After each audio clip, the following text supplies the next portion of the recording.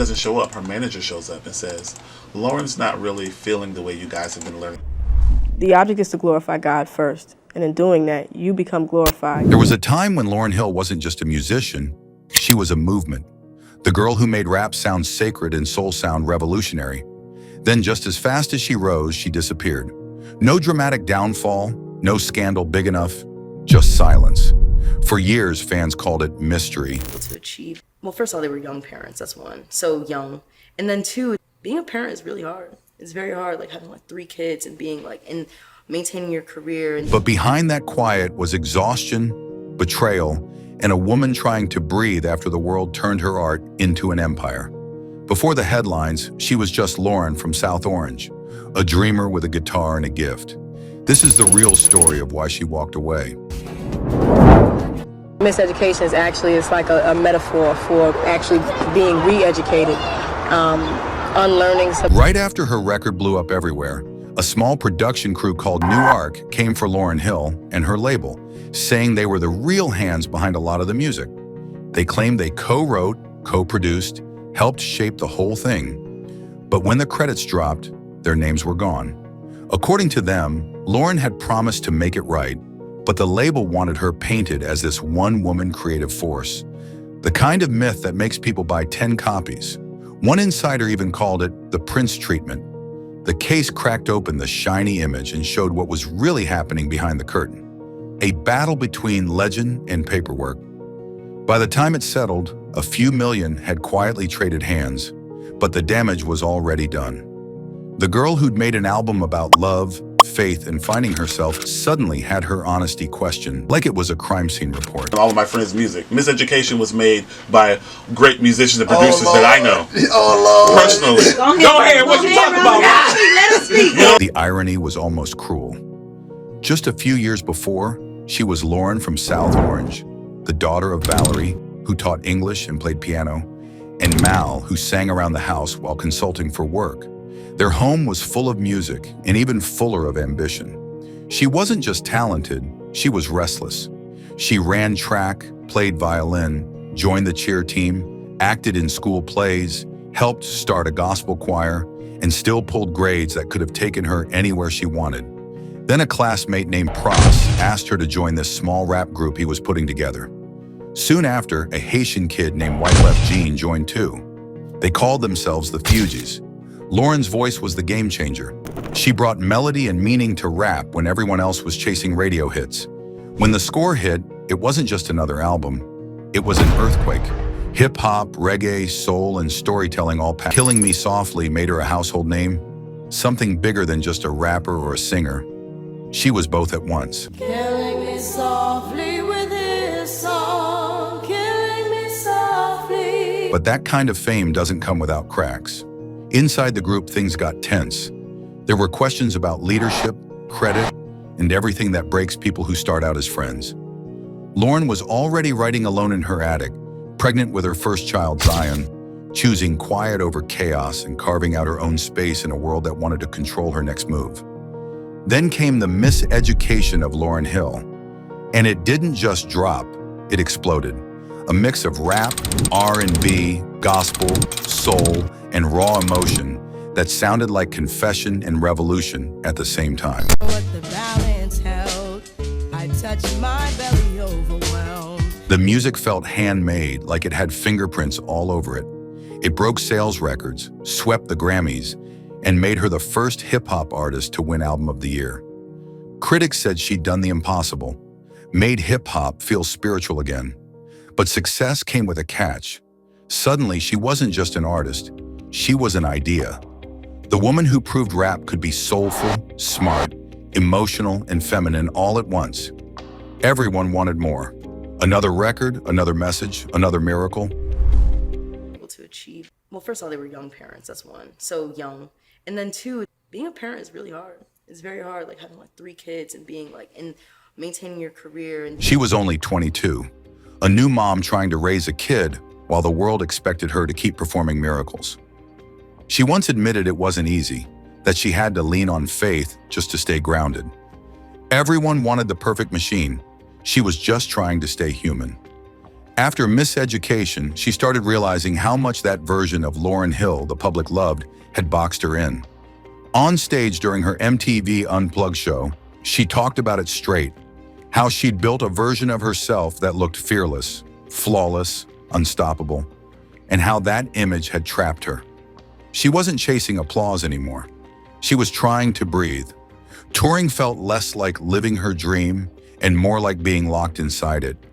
Endless hotel rooms, constant pressure, and nights away from her kids. Lauryn Hill walked onto the MTV Unplugged stage completely alone.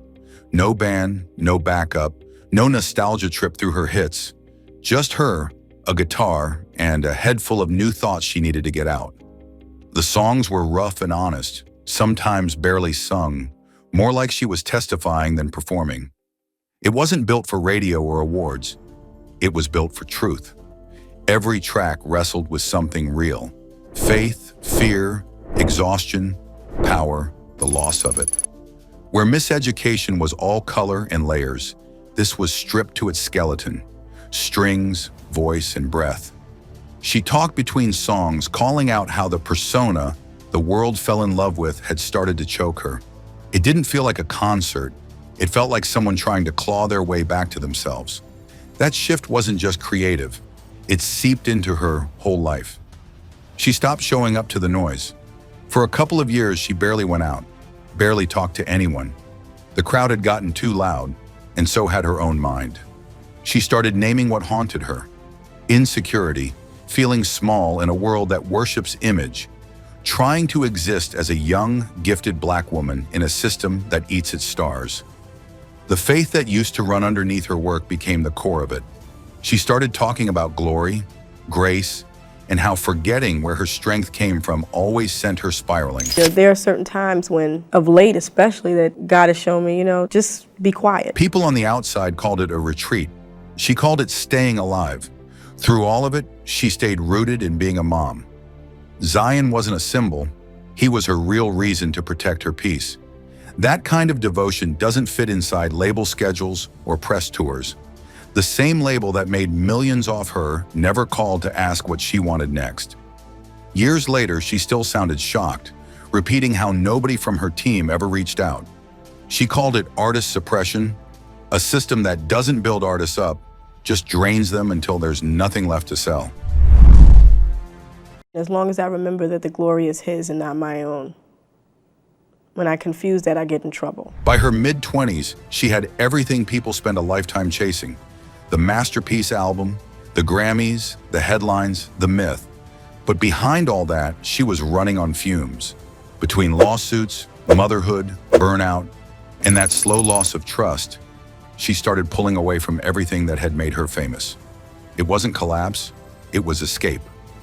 A woman trying to figure out who she was after the applause faded and the machine moved on without her. And while the world kept asking for another masterpiece, she just didn't. One studio album, that's it. No follow-up, no endless rollout. In an industry built on what's next, Lauryn Hill simply said, nothing. She explained it over and over. The label that made millions off her work never once called to ask how to support her. Should have never, ever made you cry. Even if they had, going back into that system would have cost her the one thing she refused to lose, her sense of self. And that silence turned her story into legend. With only one studio album, her career stopped being a timeline and became a monument. The myth got louder the longer she stayed quiet.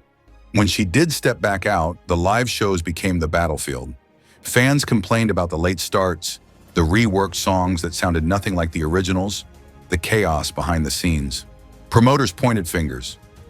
Hill fired back, saying not everything that went wrong was her fault. To some, she was being stubborn, an artist refusing to play the nostalgia game. To others, she was protecting her autonomy, even if it looked messy. Because when you walk away from the industry's safety net, every mistake sticks to your name. Every delay, every glitch, every night that doesn't go as planned, it all becomes the story. And the story people tell about her hasn't changed much since. Brilliant, complicated, hard to pin down, impossible to repeat. Love And I want you to know right now. Then the story takes a quieter, yet eerily louder, turn. The whirlwind of the spotlight didn't just fade for Lauryn Hill. It was replaced by something far more intense, the private architecture of her own faith. Rumors asked if she'd joined a movement. Whispers about a man known as Brother Anthony, described by those close to her as a spiritual advisor and to some as a cult leader. He entered her orbit at the moment she seemed most vulnerable. The period of retreat after the world demanded more of the legend than the woman. Soon, managers were let go, commitments unmade, and the venue lights dimmed while her Bible study sessions escalated. She began speaking in a different language, not of hit singles and tour dates, but of allegiance, of surrender, of creatures of light and darkness. She turned away from microphones and into gatherings where no cameras followed. Whether she walked into something redemptive or reckless is still being argued. To those who love the superstar, she seemed to vanish into the folds of faith. To others, she traded one stage for another, one audience for an invisible one. You hurt yourself to make me stay. This is crazy. What came next wasn't her vanishing, it was her changing course. After all the rumors and disappearances, Lauryn Hill didn't come back chasing charts or headlines. She came back trying to feel whole again. By the time the noise around her faded, the Miseducation of Lauryn Hill had already stopped being just an album. It had become something sacred. It wasn't just music, it was a shift. She'd blended rap, soul, and gospel with raw honesty, turning emotion into something that felt like scripture. She made being a black woman sound like power, truth, and grace all at once. People swore she could have ruled the industry forever, but she never cared about ruling anything. Instead of running the game, she walked away from it. That silence, or the choice not to play along, became part of her story. While everyone else dropped projects nonstop, Lauryn became the myth that wouldn't fade. Every rare performance, every rearranged version of an old song, every moment she stepped back on stage, it felt bigger than a comeback. It felt like a reminder. One album, one truth, one refusal to bend. Her quiet turned into her legacy, proof that walking away can echo louder than staying. What?